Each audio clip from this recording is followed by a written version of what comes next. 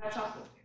Actually, she had taken them up to the roof and hidden them beneath the bundles of flax she had laid out.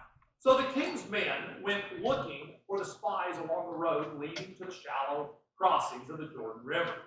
And as soon as the king's men had left, the gate of Jericho was shut. Before the spies went to sleep that night, Rahab went up on the roof to talk with them.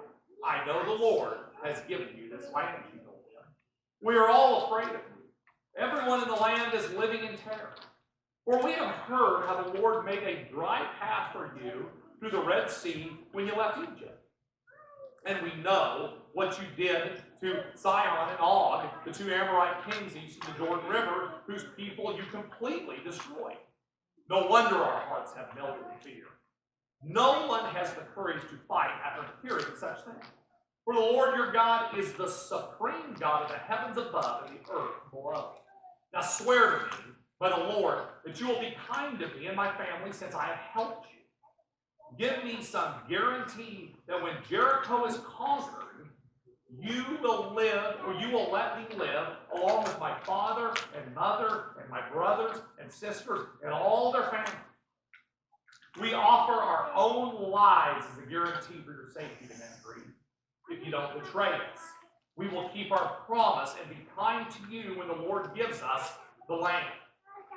Then, since Rahab's house was built into the town wall, she let them down by a rope through the window. Escape to the hill country, she told them. Hide there for 3 days from the men searching for you. Then, when they have returned, you can go on your way. Before they left, the man told her, we will be bound by an oath we have taken only if you follow these instructions. When we come into the land, you must leave this scarlet rope hanging from the window through which you let us down. And all of your family members, your father, your mother, brothers, and all your relatives must be inside this house. If they go out into the street and are killed, it will not be our fault. But if anyone lays a hand on people inside this house, we will accept the responsibility for their death. If you betray us, however, we are not bound by this oath in any way. I accept your term, she replied.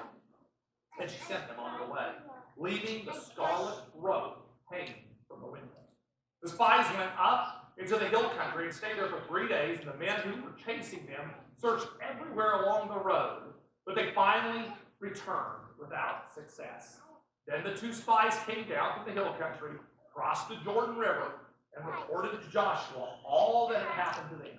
The Lord has given us the whole land, they said, for all the people in the land are terrified of us.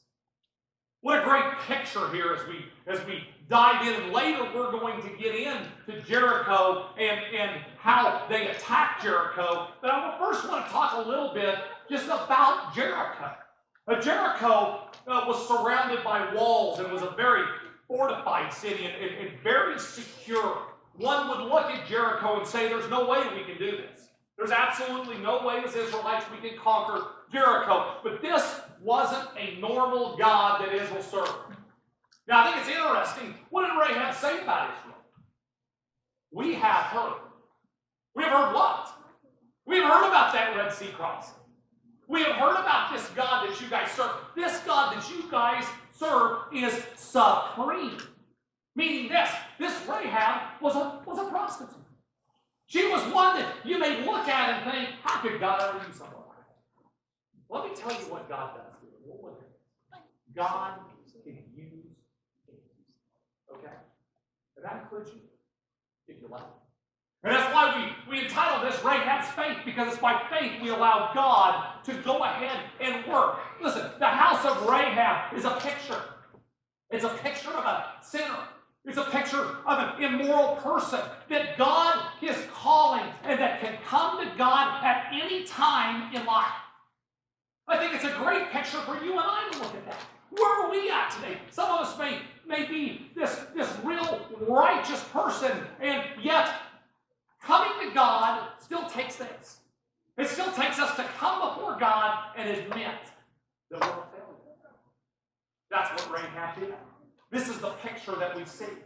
Listen, I like that scripture in Isaiah 64 where it says, now look closely, it says, we